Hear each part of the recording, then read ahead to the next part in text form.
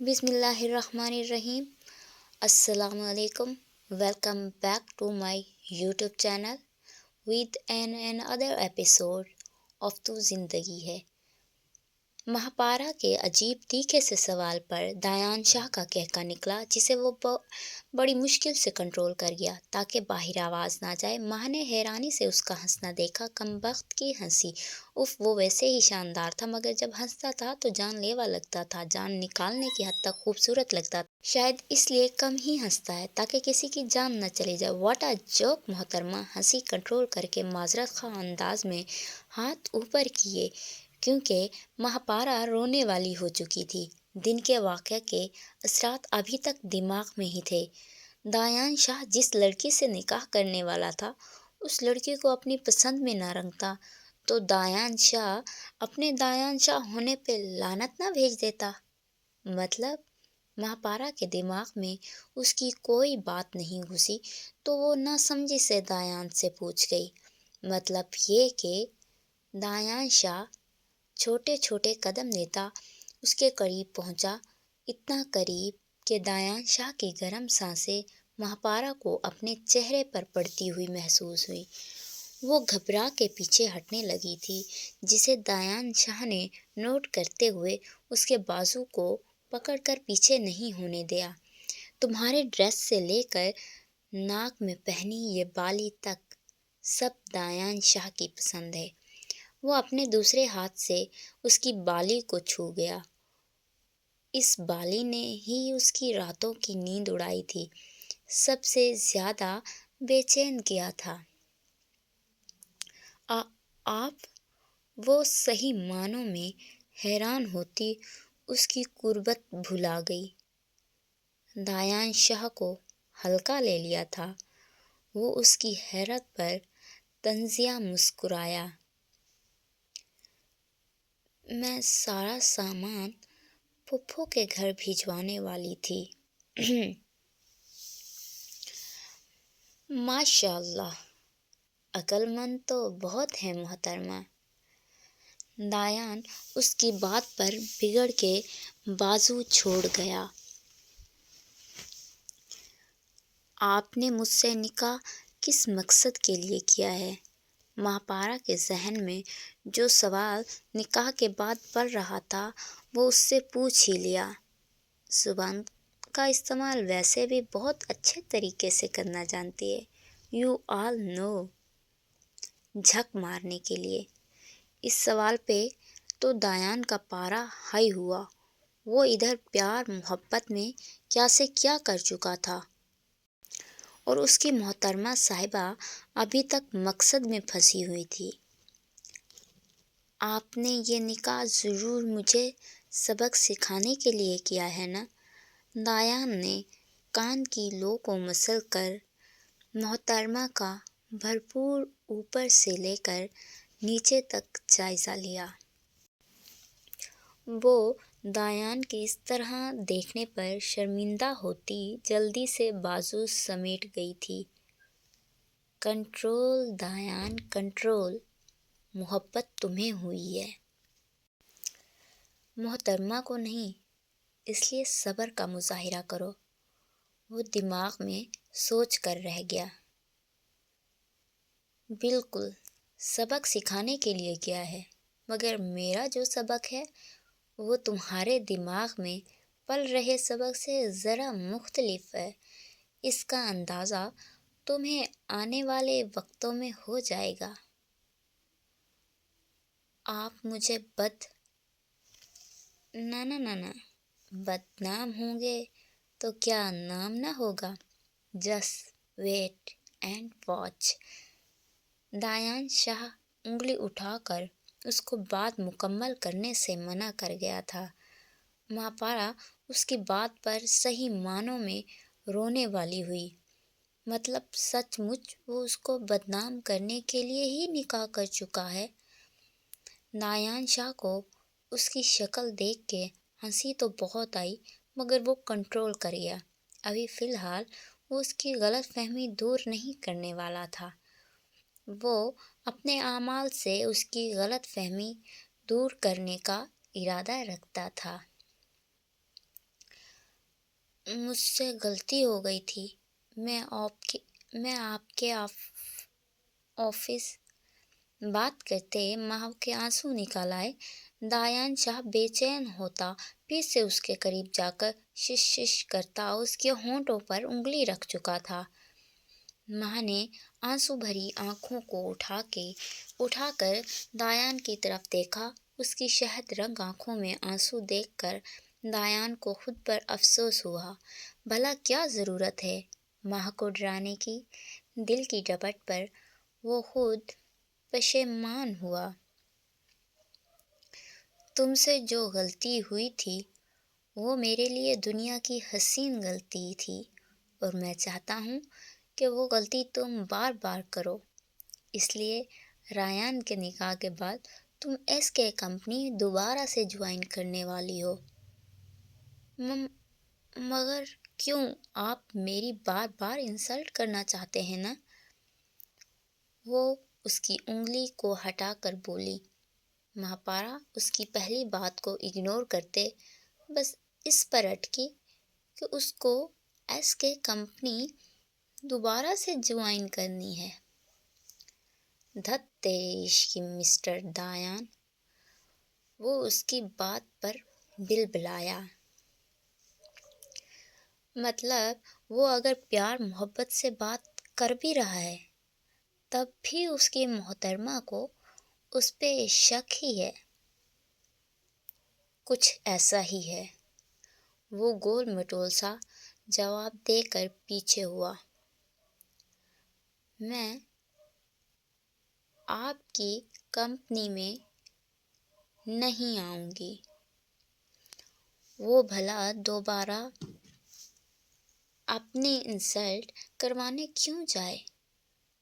اچھی خاصی عزت کے ساتھ وہ زمان کمپنی میں کام کر رہی ہے نا؟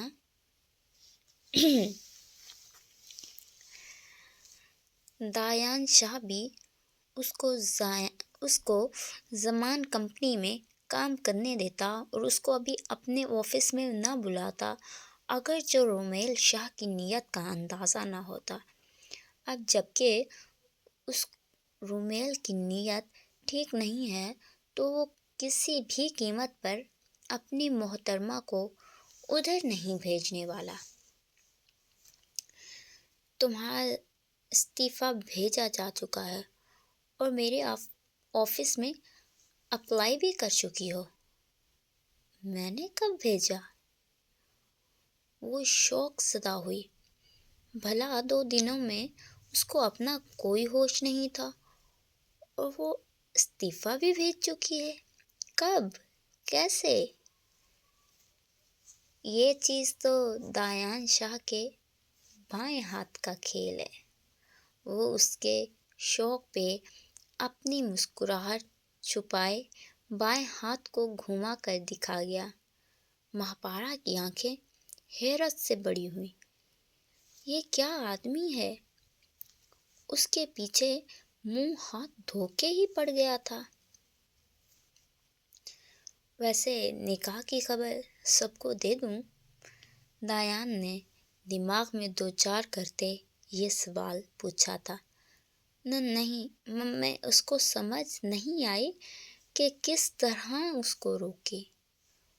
اوکے، ریلیکس، ابھی نکاح کی خبر آؤٹ نہیں کر رہا۔ اگر جو تم نے اپنا دماغ لڑا کر کچھ بھی کرنے کا سوچا تو مجھ سے برا کوئی نہیں ہوگا، اور اگر کمپنی جوائن نہیں کی تو نکاح کی خبر پورے ملک میں پھیلا دوں گا۔ وہ اس کی کم عقلی پر زور زور سے ہنسنا چاہتا تھا مگر مشکل سے کنٹرول کر گیا۔ بھلا نکاح کی خبر لیک ہونے سے مہاپارا کا فائدہ ہونا تھا، مگر ابھی وہ پریشانی میں ساری چیزوں کو اپنے اگینسٹ ہی سمجھ رہی تھی، اس لیے تو منع کر گئی۔ نہیں کرتی کچھ بھی۔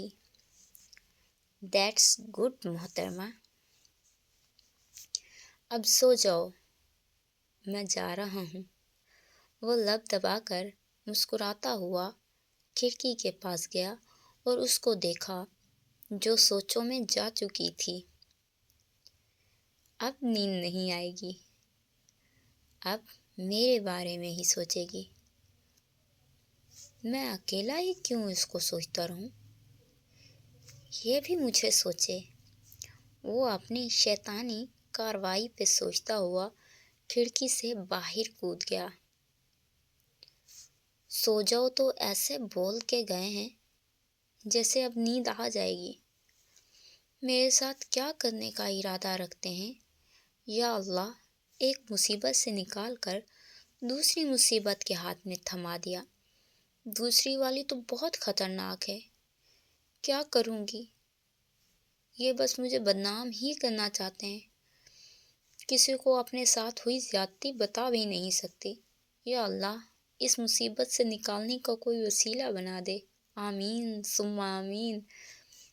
وہ دل ہی دل میں دایان شاہ کو کوستی بیڈ پر بیٹھی، اور اب واقعی اس کے دماغ میں بس دایان شاہ ہی گھوم رہا تھا۔ 2 دن سے حرم بیچاری کو دایان شاہ کی جھلک دیکھنے کو ہی نہیں مل رہی تھی۔ صبح اس کے اٹھنے سے پہلے ہی آفس چلا جاتا تھا، اور رات کو اس کے سونے کے بعد ہی دایان شاہ گھر آتا تھا۔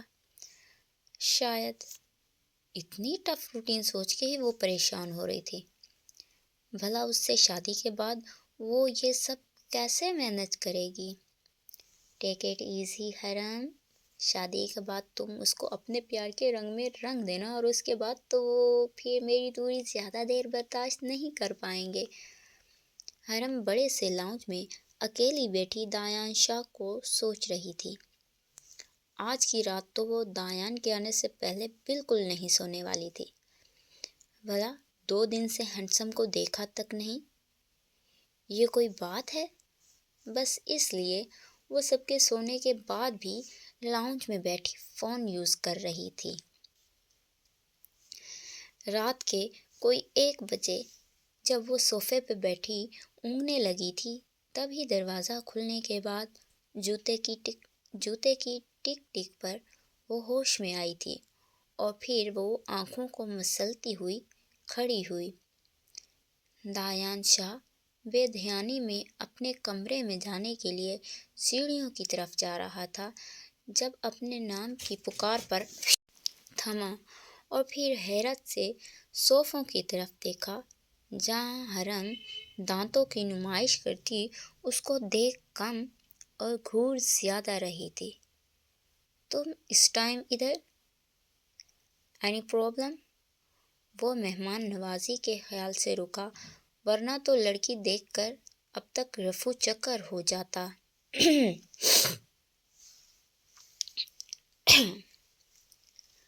ہاں، آپ کی وجہ سے جاگ رہی ہوں۔ وہ اسٹائل سے چل کر اس کے پاس آئی۔ میری وجہ سے؟ وائی؟ وہ اپنی ہلکی داڑھی کھجا کے سنسان لاؤنج پر نظریں رکھے ہوا تھا، حرم کی طرف دیکھنے سے گریز ہی کر رہا تھا۔ ہاں، وہ دادو آپ کا انتظار کر رہی تھی۔ زیادہ ٹائم ہونے کی وجہ سے میں نے ان کو بول دیا کہ آپ سو جائیں، میں انتظار کر لیتی ہوں۔ دادو اور میرا انتظار؟ اس کو حرم کے جھوٹ کی سمجھ نہیں آئی، کیونکہ جب سے اس نے بزنس کی دنیا میں قدم رکھا تھا، تب سے ہی دادی کو سختی سے اپنے انتظار سے منع کر چکا تھا۔ یہی وجہ تھی دادو ٹائم سے سونے چلی جاتی تھی، اور آج حرم بول رہی تھی کہ دادو اس کا انتظار کر رہی تھی۔ ہاں، وہ شاید روز آپ کے آنے کا ویٹ کرتی ہیں۔ اوہ ہاں، anyways thank you for this. وہ زبردستی اپنے چہرے پر مسکراہٹ لے کے آیا، ورنہ دل تو یہی تھا کہ اس کو بول دے، بی بی دادو میرا ویٹ کبھی نہیں کرتی، مگر مروت کے مارے چپ ہو گیا۔ آپ نے ڈنر؟ اس ٹائم ڈنر نہیں ہوتا، اور میں ڈنر کر کے آیا ہوں، تم بھی جا کے سو جاؤ۔ اس کی بات کو وہ ٹوک کر بولا۔ Good night. اس کی باریک سی آواز پر وہ دانت پیس گیا۔ Good night. لگتا ہے اب بیوی کو سلانے کے ساتھ ساتھ دوسروں کو بھی یہ کہنا پڑے گا سو جاؤ۔ کیا دن آ گئے ہیں دایانشا، اب لڑکیوں کو سلانے کی ڈیوٹیز کر رہا ہے۔ وہ خود کو شرم دلاتا حرم کی طرف دیکھے بغیر اپنے کمرے کی طرف بڑھ گیا۔ کمرے میں پہنچ کے اس نے ہاتھ میں پکڑے کیچر کو سائیڈ ڈرا میں رکھا۔ وہ جب مہاپارا کے بیڈ پہ بیٹھا تھا تو ہیئر کیچ برے طریقے سے چبھا تھا، مگر وہ مہارت سے اپنے ایکسپریشن کنٹرول کر گیا تھا اور پھر اس کو اپنے ہاتھ میں قابو کر لیا۔ دماغ میں سوچ چکا تھا اپنے سامنے تو وہ مہاپارا کو کبھی ہیئر کیچ یوز نہیں کرنے دے گا۔ عجیب خطرناک چیز ہے۔ اپنی شرٹ کو خود سے ریموو کرتے وہ فریش ہونے کے لیے واش روم میں گھس گیا۔ آج کا دن سب سے مشکل دن تھا، پر آج سے وہ شوہر کے رتبے پر بھی فائز ہو چکا تھا۔ کبھی شادی نہ کرنے کی رٹ لگانے والا آج کسی کو بتائے بغیر ہی نکاح کر چکا تھا، اور